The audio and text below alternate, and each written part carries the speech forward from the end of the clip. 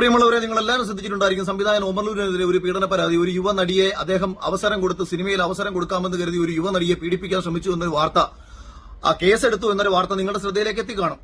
പക്ഷെ എന്റെ ഒരു വലിയ വിഷമം എന്താണെന്ന് വെച്ചാൽ, ഈ യുവനടി ആരാണെന്ന് ഒരു മാധ്യമങ്ങളും പറഞ്ഞിട്ടില്ല. കഴിഞ്ഞ കുറെ കാലങ്ങളായിട്ട് മലയാള സിനിമയിൽ എത്രയോ യുവനടിമാർ വന്നിട്ടുണ്ട്.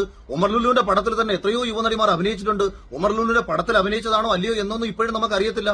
അതുകൊണ്ട് തന്നെ ഈ ഒരു പ്രശ്നത്തിൽ മലയാള സിനിമയിലെ യുവനടിമാർക്ക് സൈബർ ബുള്ളിങ് കാരണം ജീവിക്കാൻ പറ്റാത്തൊരു സാഹചര്യമാണ് ഉണ്ടായിട്ടുള്ളത്. പ്രിയപ്പെട്ട ശോഭാ വിശ്വനാഥിന്റെ ഏറെ പ്രിയപ്പെട്ട ഒമർക്കയാണ് ഇങ്ങനെ പീഡിപ്പിച്ചതെന്നുള്ള കാര്യം ഞാൻ ശോഭാ വിശ്വനാഥിനോട് കൂടി ഓർമ്മിപ്പിക്കാൻ ശ്രമിക്കുകയാണ്.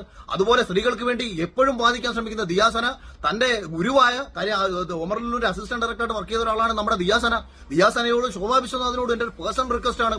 കേരളത്തിൽ കിടക്കുന്ന എല്ലാ പെൺകുട്ടികളെയും നിങ്ങൾ രക്ഷിക്കാൻ ശ്രമിച്ച സ്ഥിതിക്ക് മലയാള സിനിമയിലെ ഏത് യുവനടിയെയാണ് ഒമർലുലു പീഡിപ്പിച്ചതെന്ന് പറയാൻ ഈ വാർത്താ മാധ്യമങ്ങളോട് പറയണം. അല്ലെങ്കിൽ വാർത്താ മാധ്യമങ്ങൾ കാണിച്ചേക്കുന്ന ഏറ്റവും വലിയ തെമ്മാടിത്തരം കാരണം ഒരു യുവനടിമാർക്കും ജീവിക്കാൻ വയ്യുന്നേ.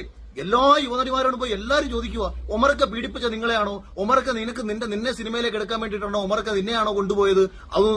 എല്ലാ നടിമാരുടെ അടുത്തും പോയിട്ട് ഇങ്ങനെ ആൾക്കാരൊക്കെ ചോദിച്ചുകൊണ്ടിരിക്കുക. അത് കാരണം അവർക്ക് ജീവിക്കാൻ പറ്റുന്നില്ല. നിങ്ങൾ ബിഗ് ബോസിലെ മത്സരാർത്ഥികളെ മാത്രം രക്ഷിച്ചാൽ പോരല്ലോ, സ്ത്രീകളെ ഒന്നടങ്കം രക്ഷിക്കണമല്ലോ. അപ്പം ഗുരുവായ ഒമറിനോട് നിങ്ങളൊന്ന് ചോദിക്കൂ. അതുപോലെ ഇക്കയായ ഒമർക്കയോട് ശോഭയൊന്ന് ചോദിക്കണം. ഇക്ക അങ്ങ് പറയൂ, ഇക്ക ആരെയാണ് അവസരം കൊടുക്കാമെന്ന് കരുതി കൊണ്ടുപോയത് എന്ന് പറഞ്ഞു കഴിഞ്ഞാൽ മലയാള സിനിമയിലുള്ള എല്ലാ യുവനടിമാരും രക്ഷപ്പെടും.